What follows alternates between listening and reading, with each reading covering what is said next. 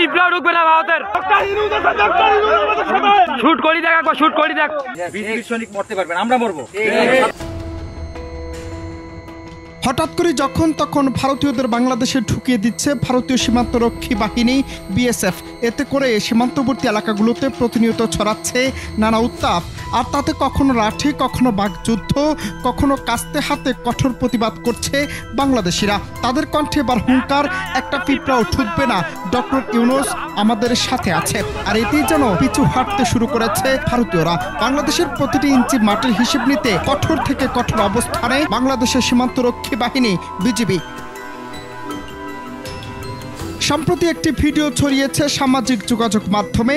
আর তাতে দেখা যায় বর্ডারের এক পাশে বিএসএফ এবং ভারতীয়রা, আরেক পাশে বাংলাদেশিরা। বিএসএফ এর সাথে বাকযুদ্ধে একজন বলছেন আরেকটি পিঁপড়াও বাংলাদেশে ঢুকবে না, আরেকজন পাশ থেকে বলছেন আগের দিন শেষ, এবার ডক্টর ইউনূস আমাদের সাথে আছেন। আর তাতেই যেন গা জ্বলে উঠছে ভারতীয় সীমান্তরক্ষী বাহিনীর। এ সময় বাংলাদেশি একজন বিএসএফ কে হুঙ্কার দিয়ে বলেই ফেললেন, পারলে শুট করে দেখো।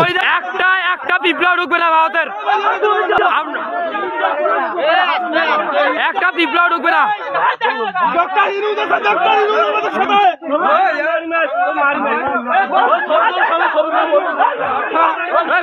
ফেসবুকে একটা পিঁপড়াও ঢুকবে না বাংলাদেশত।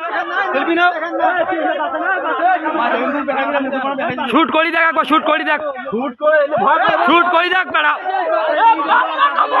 বিজেপি বলছে খাগড়াছড়ি সীমান্ত দিয়ে 111 জন, কুড়িগ্রাম দিয়ে 84, সিলেট দিয়ে 103, মৌলভীবাজার দিয়ে 331, হবিগঞ্জ দিয়ে 19, সুনামগঞ্জ দিয়ে 16, দিনাজপুর দিয়ে 2, চাঁপাইনবাবগঞ্জ দিয়ে 17, ঠাকুরগাঁও দিয়ে 19, পঞ্চগড় দিয়ে 32, লালমনিরহাট দিয়ে 75, চুয়াডাঙ্গা দিয়ে 19, ঝিনাইদহ দিয়ে 42, কুমিল্লা দিয়ে 13, ফেনী দিয়ে 39, সাতক্ষীরা দিয়ে 23 ও মেহেরপুর দিয়ে 30 জনকে পুশ ইন করা হয়েছে। এছাড়াও সুন্দরবন দূরবর্তী মন্ডারবাড়িয়া এলাকা দিয়ে 78 জনকে পুশ ইন করা হয়েছে। আমাদের গায়ে এক ফুটা রক্ত থাকা অবস্থা কেউ একটা ইন্ডিয়ান লোক কেউ ঢুকতে পারবে না। সবাইকে আপনারা রাজি আছেন?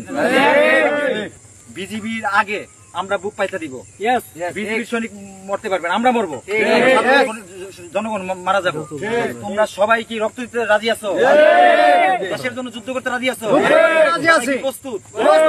তারা বলছে বিজিবির সর্বোচ্চ সতর্ক অবস্থানে রয়েছে এবং স্পর্শকাতর সীমান্ত এলাকায় টহল জোরদার করেছে। কিন্তু ভারতীয় কর্তৃপক্ষ এসব ঘটনার কথা স্বীকার করছে না, যা মানবাধিকার লঙ্ঘন। Ananta Hasan Masud, Bangla TV news desk.